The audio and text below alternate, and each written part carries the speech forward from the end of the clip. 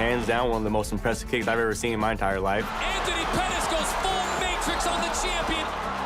Happening to me made me kind of sad. I guarantee he's going to come into that cage and want to do something special to me so he can get back at what I did to him. UFC lightweight champion Benson Henderson puts his belt on the line against the last man to defeat him, Anthony Pettis. The countdown to UFC 164 starts now.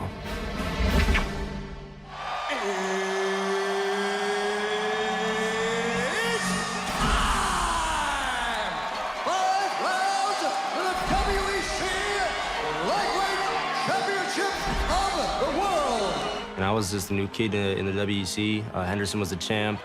Had to show the world that Anthony Pettis can fight. Fighting Anthony was just going out there trying to get your hand raised and leaving the WC organization as the last lightweight champ and then getting the title shot for the UFC. Anthony Pettis and the champion, Smooth Ben Henderson. First round was pretty intense. He came out strong. He came out with some big takedowns. Pettis is on his back. Another takedown by Henderson.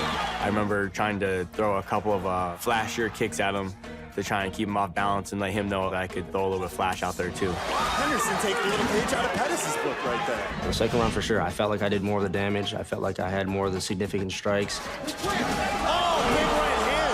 I held his back for most of the third. Henderson giving up the back to Anthony Pettis, a dangerous place to be.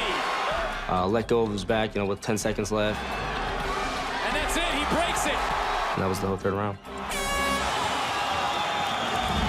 I do remember in the fourth round having a rear naked choke on Pettis. Boy, how the tides have turned.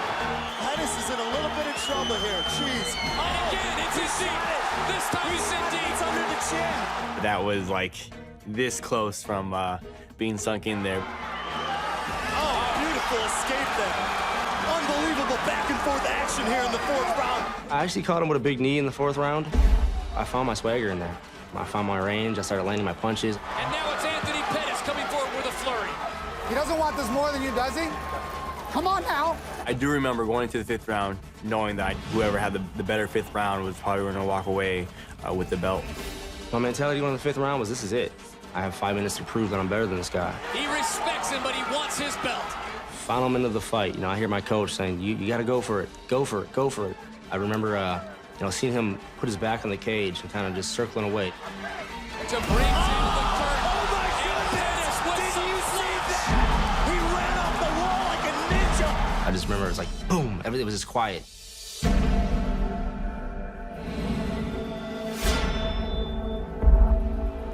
Completely unexpected, completely out of left field.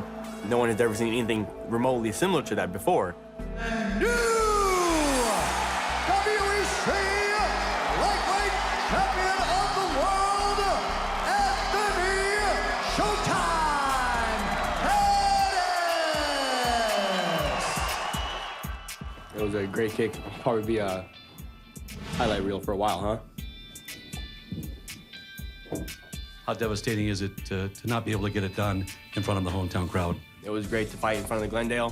They went out there and they earned it. They had to go vote online to go get it. They earned everything they were given.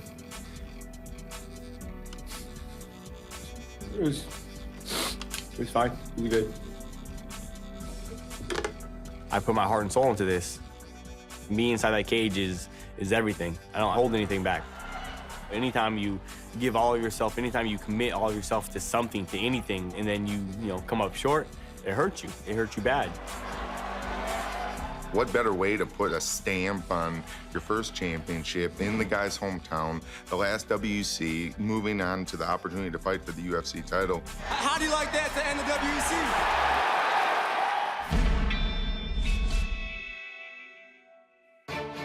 Pettis was slated to fight the winner of the lightweight title tilt between Frankie Edgar and Gray Maynard. But the fight ended in a draw, and Maynard was granted a rematch. When injuries delayed the rematch, Pettis opted to take a fight with Clay Guida. Oh, my goodness! There he goes. There's that head kick. Clay's got his back. Oh, he's got him down. Oh, Clay's on the bottom. Pettis on top inside control. 90 seconds. Oh, he's out!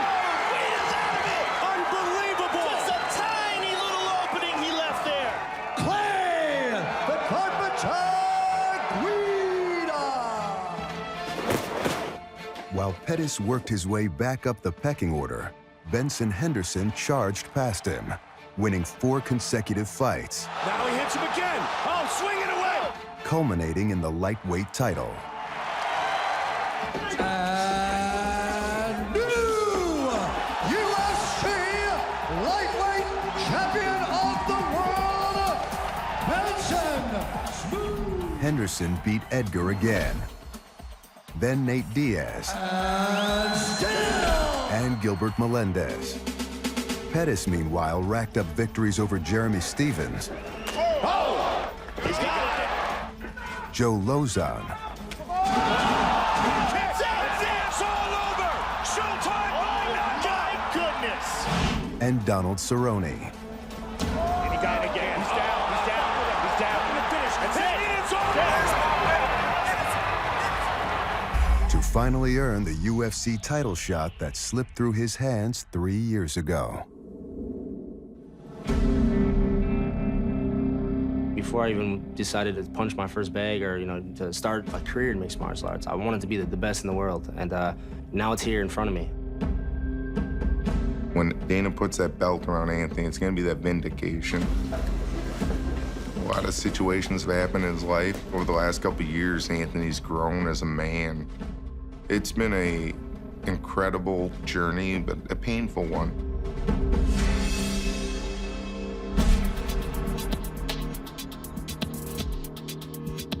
I lost my dad in a house robbery in 2003. I was 16 years old. He was killed across the street from my house.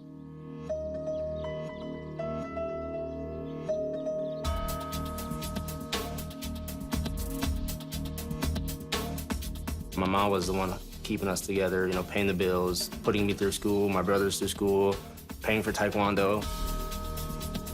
When Anthony was 19, he began studying MMA and found the father figure he'd been seeking.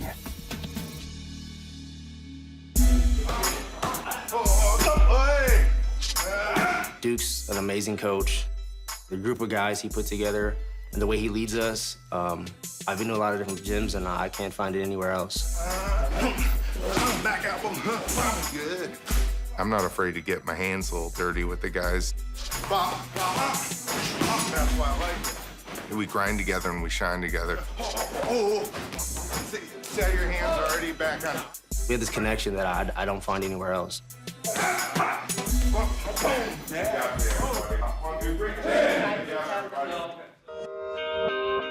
In 2011, Anthony became a father himself. My daughter is she's a handful, man. She's gonna be 2 years old. She's the joy of my life. I mean, I don't know where I'd be without her. I know how it is to not have both parents around, and I don't want to be that missing link in her life. Wrist locked, and there you go. It's amazing the love you feel for your child. Having another life that depends on you, I can see why my mom made all these sacrifices. If I could be half the parent she is, then I'm doing a good job. That's it, busy. I'm seeing this progression as the guy I love, Anthony Pettis, as a man, as a father, as a family person. Like, I'm a little emotional about it because, part of, fighting martial arts, it's just not punching, kicking, submitting, wrestling. Like, we're teaching something beyond, just sport. When he wins that belt, it's just gonna complete this circle of the struggle of Anthony Pettis. This is it. I mean, this is my one chance at becoming the UFC lightweight champion. This is my time, this is my calling, and the way the cards played out, you couldn't write a better story. Wow, what a fight! Both of these warriors have put on a show. Benson Henderson and Anthony Pettis have a history together. Oh my goodness! Did you see that? Anthony Pettis goes full matrix on the champion. Ran off the wall like a ninja. I haven't watched the fight against Pettis probably not for a little while now. A couple of years, I'd say at least. Ben Henderson's in a world of trouble. It's history, man. It's 3 years ago. You sit there staring at your past and the future is gonna go flying by. That tells me they don't want to watch it. He kicked you in the head, dude. Your hair went flying off your head. We found the piece of hair on the octagon floor. something out of the Matrix. I can't believe he landed that. If he goes to UFC events, that kick's like the main highlight of all the highlights in the UFC. So for him to say he doesn't think about it definitely isn't the truth there. I mean, he might not want to think about it, but I guarantee he's going to come into that cage and want to do something special to me so he can get back at what I did to him. I think the rematch is going to be very different. Benson Henderson is a completely different guy. Henderson really firing away. The biggest factor for me is his confidence. Benson Henderson's confidence is riding extremely high right now. He's beaten the best in the UFC so far. And it makes it even more special that Ben Henderson's the UFC champ right now. He's on top, and I'm, again, working my way up to that. It's motivating. I mean, that's what wakes me up in the morning. That's what makes me train so hard. He's out, up, back, finish it. When I look at my record and I see Pettis as my only loss in the past 3 years, 4 years, I take note of it.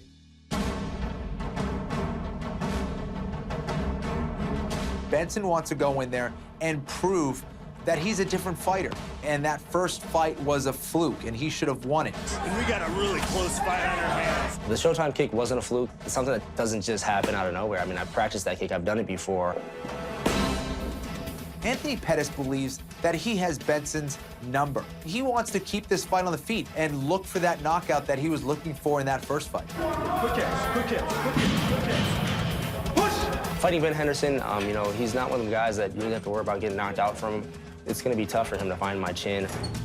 As far as knockout power, I guess you'd have to give the advantage to Anthony because he has some knockouts, and we haven't had any yet. But, you know, maybe we'll start notching those off, too. Oh! Big right hand! It's one thing to have power. You got to be able to land it. I do a pretty good job of not getting hit in my fights. I'm going to keep doing that against Pettis, too. A dominant performance as he defends his title. Everybody knows Anthony Pettis. I'm a striker. I'm like a very creative striker, and you stand up with me long enough, something's gonna happen. Oh! See how he does that? His striking is gotten super strong to the point that he can jab someone, cross someone, uppercut, hook. His kicks are really hard. Look at the way he was round kicking in the Henderson fight to the way he's round kicking people now. That's it! Just like now! Showtime by knockout! Goodness! He's just breaking people. The most dangerous fighter coming into the fight is Anthony Pettis. There it is. Woo! Perfect. Nice takedown. On the ground, I think I definitely have the advantage. I think I'm better in every facet on the ground. Clay Guida wrestled me, so everybody thinks, all right, to beat Anthony Pettis, you have to wrestle.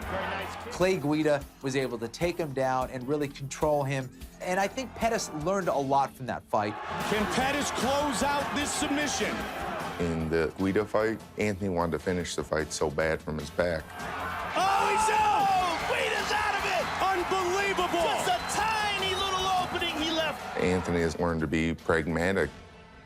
And that happened one time, so, I mean, if that's the game plan, they're going to be surprised on my takedown defense, my ability to get back up, and my submission skills. Every time fight takes place on the ground, I'll beat him up there. You'll see plenty of ground and pound. Powerful ground and pound, Joe. Vicious shots to the head. Why couldn't you take him down in the last fight, though? He attempted it. The big left just missing from Ben Henderson. And it looks like the champ just cannot figure out this puzzle. Beautiful job by Pettis getting out of trouble and gets back to where he's most comfortable. He was forced to stand and strike with him, and we all know who's more dangerous standing. I feel like I'm the best 155er in the world, and I don't think he's better than me anywhere, and I can beat him in his own game. Anthony Pettis is not leaving that octagon with my belt. I bust my butt too hard to lose. UFC 164 is in my hometown. I'm not letting that belt leave Milwaukee. No way. I'm gonna knock this dude out.